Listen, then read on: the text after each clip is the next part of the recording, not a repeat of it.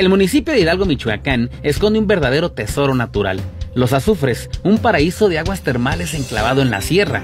Este lugar es famoso por sus manantiales sulfurosos que emergen de la tierra con temperaturas que alcanzan hasta los 80 grados centígrados, creando un espectáculo impresionante de vapor entre el bosque de pinos y oyameles. Ofrece paisajes espectaculares como presas de aguas cristalinas donde puedes hacer actividades acuáticas y más, cabañas rústicas, spa natural. Es un destino perfecto para conectar con la naturaleza y disfrutar de la energía geotérmica de la tierra. Tiene una hermosa ciudad de cabecera municipal, además de mucha cultura, gastronomía, tradición, sin contar con su famoso Festival Biocultural de la Monarca. Este municipio tiene hasta para llevar, así que el día de hoy te presento el municipio de Hidalgo, Michoacán.